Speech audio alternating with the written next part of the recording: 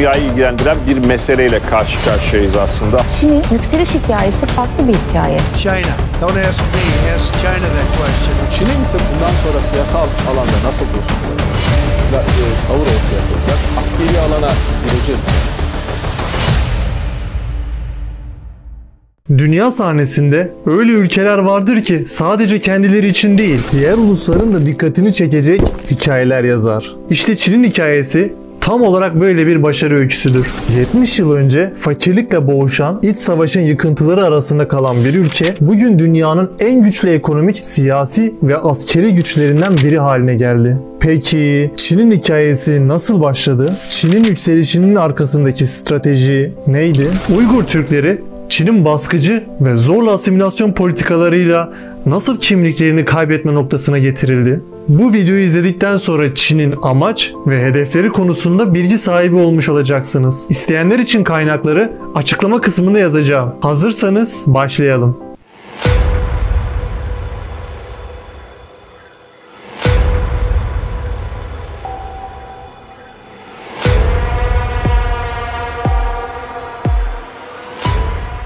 Unutmadan eğer bu videoyu beğenirseniz YouTube algoritması sayesinde daha fazla insana ulaşabiliriz. Bir beğeni bu içeriğin daha fazla kişi tarafından keşfedilmesini sağlar. Desteğiniz bizim için çok değerli. Şimdiden teşekkürler ve iyi seyirler. Çin'in yükselişini anlamak için önce onların en kötü dönemini, yani Çinlilerin tabiriyle aşağılanma yüzyılını incelemeliyiz.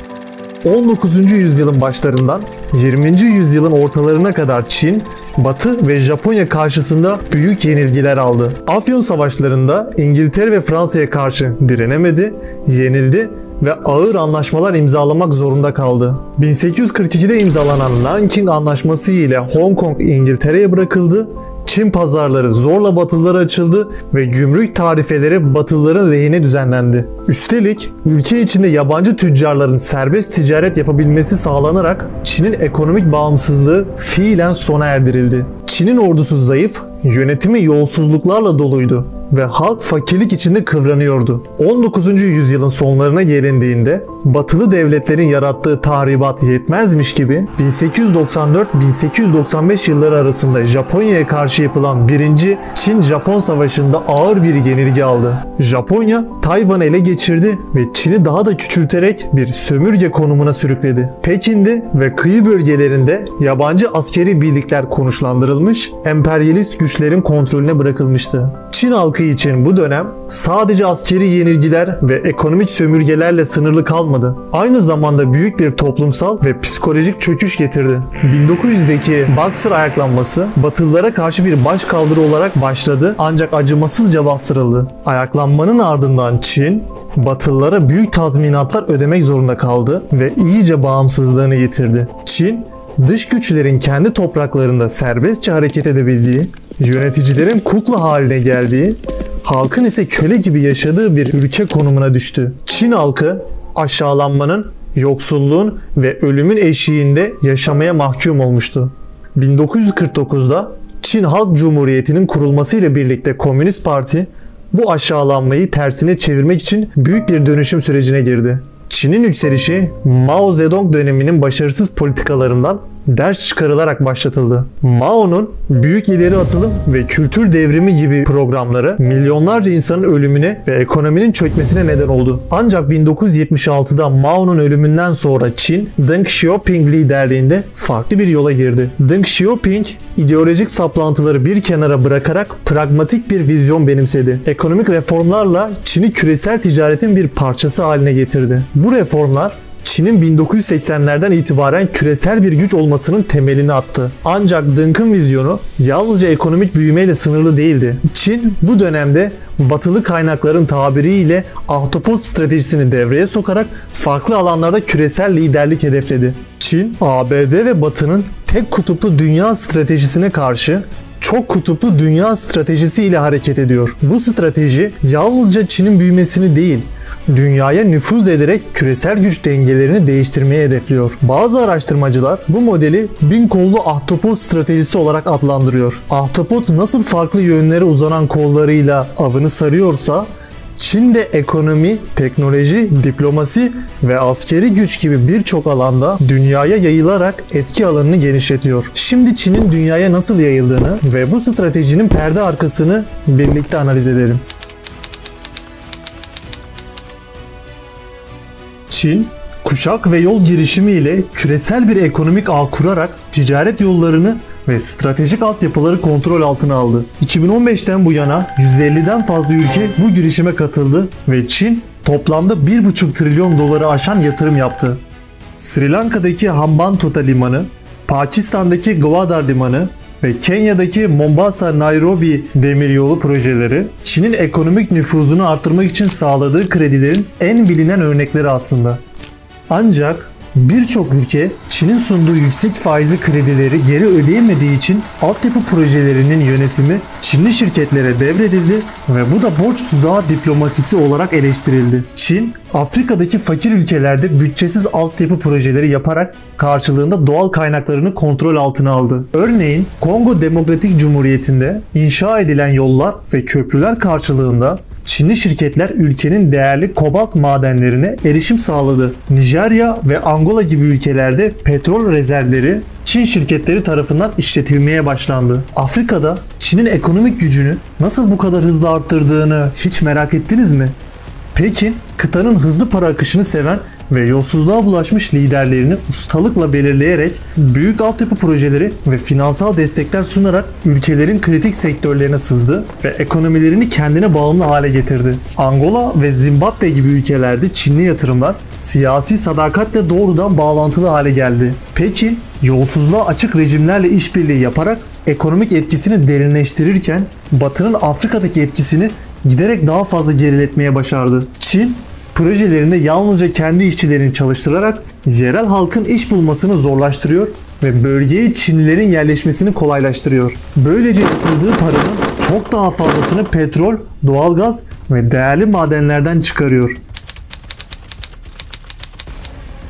Çin, teknolojiyi sadece bir ekonomik araç olarak değil, aynı zamanda küresel bir nüfuz alanı olarak görüyor. Çin, teknolojiyi hem bir kontrol mekanizması hem de dünya çapında stratejik bir hakimiyet aracı olarak kullanıyor. Huawei, 170'ten fazla ülkede 5G altyapısı kullanarak Çin'in dijital etkisini genişletti. Ancak bu genişleme sadece ekonomik bir başarı değil, aynı zamanda küresel bir güç mücadelesinin de bir parçası. Özellikle Afrika'da Huawei'nin 5G altyapı yatırımları büyük bir hızla yayılıyor. Nijerya, Güney Afrika ve Kenya gibi ülkelerde Huawei, devlete ait telekom operatörleriyle anlaşmalar yaparak 5G ağlarını kuruyor. Angola ve Zambiya gibi ülkelerde ise düşük maliyetli ancak Çin'e bağımlılık yaratan telekomünikasyon altyapıları oluşturuyor. Hükümetlere ileri düzey gözetim sistemleri de sunarak dijital kontrol mekanizmalarını güçlendiriyor. Amerika Birleşik Devletleri, Huawei'nin 5G altyapısı ile küresel dijital güvenliği tehdit ettiğini savunarak Avrupa ve diğer müttefiklerini bu teknolojiyi yasaklamaya teşvik etti. İngiltere, Avustralya ve Kanada Huawei'nin 5G ağlarından çıkarılmasına yönelik kararlar alırken birçok Avrupa ülkesi Amerika'nın baskıları karşısında kararsız kaldı. Ancak Çin, Afrika ve Güneydoğu Asya'da yatırım yaparken bu açığı farklı bölgelerden kapatmaya devam ediyor. Bu teknolojiler yalnızca iç güvenliği artırmak için kullanılmıyor. Çin, bu sistemler üzerinden büyük ölçekli veri toplama faaliyetleri gerçekleştirerek küresel bir dijital istihbarat ağı oluşturuyor. Amerika Birleşik Devletleri, Çin'in bu yayılmasını engellemek için Huawei'ye yönelik ağır yaptırımlar uyguladı ve diğer ülkelere de benzer adımlar atma çağrısında bulundu. Amerika Birleşik Devletleri'nin Çin'e karşı teknoloji ambargosu Çin üretiminden yapay zeka teknolojilerine kadar genişledi. Ancak Çin bu kısıtlamaları aşmak için yerel teknoloji üretimini artırarak alternatif çözümler geliştiriyor. Trump yönetimi Amerika Birleşik Devletleri'ni yapay zekada dünya lideri yapmak için 500 milyar dolarlık dev bir bütçe ayırdı. In the future, a new American company that will invest $500 billion at least in AI infrastructure in the United States and very quickly, moving very rapidly, creating over 100,000 American jobs almost immediately. Bu yatırım başlangıçta Amerika Birleşik Devletleri borsalarında büyük bir çıkışa neden oldu ve ülke küresel yapay zeka sektöründe tekel olmayı hedefledi. Ancak Çin'den gelen beklenmedik bir darbe tüm hesapları değiştirdi. DeepSeek adlı devrim niteliğindeki Çin yapay zeka modeli çok daha düşük bir bütçeyle geliştirilmesine rağmen üstün teknolojik yetenekleriyle piyasaya sürüldü ve küresel teknoloji dünyasında şok etkisi yarattı. DeepSeek'in başarısıyla birlikte ABD borsalarında sert düşüşler yaşandı ve Trump yönetiminin yapay zeka yatırımlarına ayırdığı dev bütçenin gerekliliği sorgulanmaya başlandı. ABD'nin yapay zeka liderliği sürdürme stratejisi ciddi bir meydan okumayla karşı karşıya kalırken Çin'in bu hamlesi küresel teknoloji rekabetinde dengeleri kökten değiştirdi. Çin, askeri gücünü yalnızca kara sınırlarında değil, denizlerde, uzayda ve stratejik ortaklıklarla genişletiyor.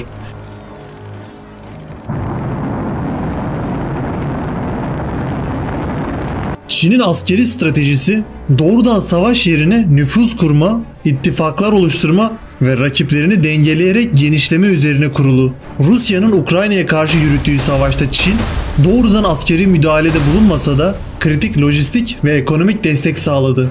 Rusya'ya askeri ekipman tedarik eden Çin, aynı zamanda Batı'nın yaptırımlarını delerek Moskova'ya teknoloji, çip ve silah bileşenleri gibi kritik malzemeler gönderdi. Çin'in bu desteği Rusya'nın savaşta ayakta kalmasını sağlarken Batı ile olan ilişkilerini daha da gerdi. Afrika'da sadece ekonomik değil, askeri açıdan da büyüyen bir güç haline geldi. Cibuti'de kurduğu deniz üssü Afrika boynuzunda stratejik bir nokta haline geldi. Bu üs Çin'in Hint Okyanusu'ndaki varlığını güçlendirmekle kalmıyor. Aynı zamanda Afrika kıtasında da daha fazla nüfus kazanmasına yardımcı oluyor. Bunun yanı sıra Çin'in Afrika ordularına sağladığı askeri ekipmanlar ve eğitim desteği kıtadaki askeri varlığını arttırıyor. Pakistan ile uzun süredir devam eden stratejik ortaklığını askeri işbirliğiyle güçlendiriyor. Pakistan'a JF-17 savaş uçakları, savaş gemileri ve insansız hava araçları tedarik ederek Hint-Pasifik bölgesindeki etkisini arttırıyor. Aynı zamanda Pakistan'ın nükleer silah programına dolaylı destek sağlayarak Hindistan'a karşı bir denge unsuru oluşturmasına yardımcı oluyor. Çin, Tayvan'ı kendi toprağı olarak görüyor ve tek Çin politikası çerçevesinde Tayvan'ın bağımsız bir ülke olarak tanınmasını reddediyor. Çin, Tayvan'ı 2049'a kadar ana vatana katmayı hedefliyor. Bu hedef Çin'in ahtapot metaforlu stratejisinin önemli bir parçası. Ancak bu süreçte ABD ile doğrudan bir çatışma riski her geçen gün artıyor. Çin, küresel nüfuzunu arttırmak için kültürel diplomasi ve yumuşak güç politikalarını devreye sokarak dünya genelinde etki alanını genişletmeye çalışıyor. Küresel yayılma stratejisi eğitim, medya, sinema, edebiyat, spor ve teknoloji gibi birçok alana yayılmış durumda. Yabancı öğrencilere sağladığı burslarla geleceğin liderlerini şekillendiriyor. Kültürel etkisini artırmak için Confucius Enstitüleri aracılığıyla dünya genelinde Çince dil eğitimi ve kültürel programlar düzenliyor. 162 ülkede 500'den fazla merkez bulunan bu enstitüler Çin kültürünü yaymayı ve Çin ile yabancı ülkeler arasındaki ilişkileri güçlendirmeyi amaçlıyor. Ancak Batı'da bazı ülkeler bu enstitüleri Çin propagandası yapmak ve akademik özgürlüğü kısıtlamakla suçlayarak kapatma kararı aldı. 2025 yılı itibariyle Çin'de eğitim gören uluslararası öğrenci sayısının 600 bini aştığı belirtilmektedir. Bu öğrenciler ülkelerine döndüklerinde Çin ile siyasi ve ekonomik bağlarını sürdüren önemli aktörler haline gelmektedir. Afrika'daki 10 binden fazla sınıfta Çince eğitim vererek kültürel etkisini artırmakta ve bölgedeki yeni nesilleri Çin dili ve kültürünü yakınlaştırmaktadır. Çin, sinema ve medya alanında da küresel ölçekte nüfuzunu artırıyor. Wanda grubu, Hollywood'daki AMC sinemaları ve Legendary Entertainment gibi büyük film stüdyolarına yaptığı yatırımlarla Çin'in Batı medya sektöründeki etkisini arttırdı. Çin, Hollywood yapımlarında kendi çıkarlarını korumak için sansür uygulayabiliyor ve Çin karşıtı unsurların filmlerden yer almamasını sağlıyor. Örneğin Marvel filmlerinde Tibetli karakterin değiştirilmesi veya Tayvan bayraklarının kaldırılması gibi değişiklikler Çin'in medya üzerindeki etkisini gösteriyor.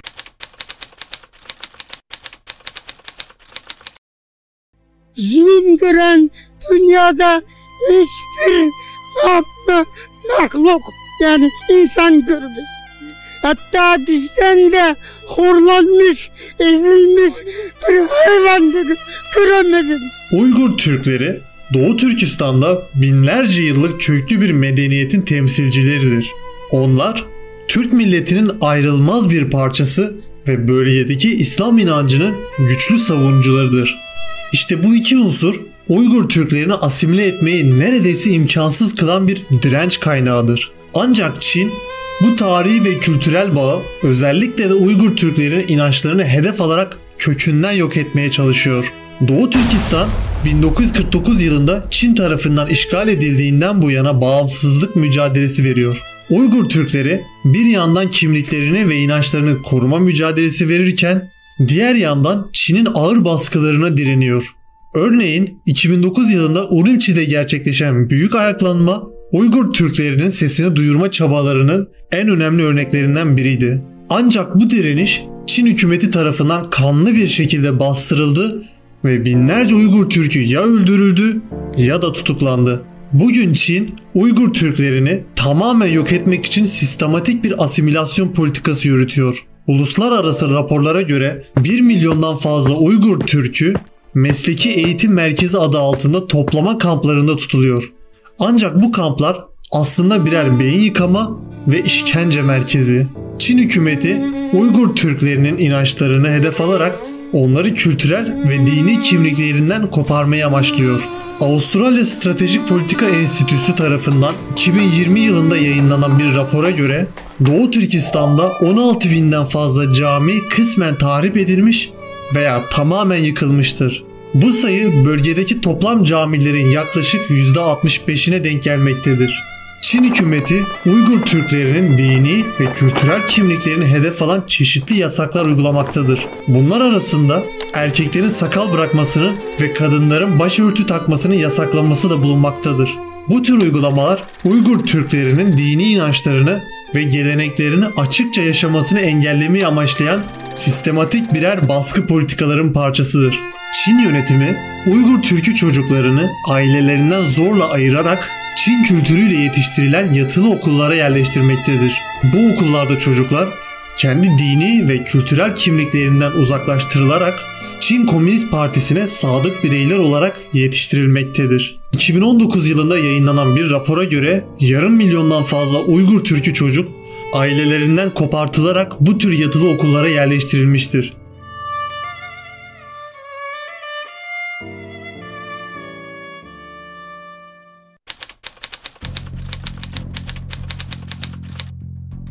Dünya sahnesinde uzun yıllardır süregelen ABD'nin liderliği 21. yüzyılda Çin'in yükselişiyle büyük bir sınavdan geçiyor. Ekonomik büyüme, askeri genişleme ve teknolojik ilerlemelerle Çin küresel dengeleri sarsarken ABD de bu yükselişi durdurmak için adım adım karşı hamlelerini arttırıyor. Ancak bu mücadele bir anda başlamadı. Washington yönetimleri Obama'dan Trump'a, Trump'tan Biden'a ve Biden'dan Trump'ın ikinci dönemine kadar Çin'e karşı giderek sertleşen bir strateji izledi. Obama, Çin'in küresel sahnede yükselişini fark eden ve buna karşı önlemler alan ilk Amerika Birleşik Devletleri Başkanıydı. Pivot to Asia stratejisi kapsamında ABD'nin ağırlığını Orta Doğu'dan Hint-Pasifik'e kaydırarak Çin'in yayılmasını sınırlamaya çalıştı. Trans-Pasifik ortaklığı gibi ekonomik anlaşmalarla Çin'in Asya'daki ticari etkisini kırmaya çalıştı. Güney Çin Denizi'ndeki Amerikan askeri varlığını artırarak Pekin'in bölgede agresif genişleme politikalarına gözdağı verdi. Ancak doğrudan sert ekonomik yaptırımlar uygulamadı. Çünkü o dönem ABD-Çin ilişkileri hala nispeten dengeliydi. Obama'nın daha yumuşak yaklaşımlarının Çin'i durdurmaya yetmediğini gören Trump açık bir ekonomik savaş başlattı. 2018 itibariyle ABD-Çin rekabeti sertleşmiş bir ticaret savaşına dönüştü. Biden, Trump'tan farklı olarak Çin'e karşı yumuşamak bir yana Trump'ın başlattığı ekonomik savaşları daha da genişletti. 2022'de Çin'in yapay zeka ve yarı iletken teknolojilerinde ilerlemesini durdurmak için büyük bir çip ambargosu başlattı. Nvidia ve AMD gibi dev Amerikan teknoloji şirketlerinin Çin'e üst düzey yapay zeka çipleri satmasını yasakladı. Çin'in en gelişmiş yarı iletkenlere erişimini engelleyerek yapay zeka ve süper bilgisayarlar alanında ilerlemesini yavaşlatmaya çalıştı. Hatırlarsanız Donald Trump 2024 seçim kampanyasında Çin'e karşı daha sert politikalar uygulayacağını söylemişti. Özellikle Çin'den yapılan ithalata %60'a varan ek gümrük vergileri getirme sözü verdi. Bu tür önlemlerin ihracat odaklı Çin ekonomisi üzerinde ciddi etkileri olabileceği ve Çin'in ekonomik büyüme oranını %2 kadar düşürebileceği tahmin ediliyor. Çin, stratejisinin temelini Sun Tzu'nun binlerce yıllık savaş öğretilerinden alarak ekonomi, teknoloji ve veri odaklı bir küresel hakimiyet planına dönüştürüyor. Geleneksel stratejik zekayı modern dünyanın dijital dinamikleriyle birleştirerek ekonomik gücünü artırıyor, teknoloji alanında devrim yaratıyor ve büyük veri sayesinde küresel nüfuzunu pekiştiriyor. Bu videoyu izlediğiniz için teşekkür ederim. Görüşlerinizi yorumlarda bizimle paylaşarak tartışmaya katılabilirsiniz. Ayrıca videoyu beğenerek daha fazla kişiye ulaşmamıza destek olabilirsiniz.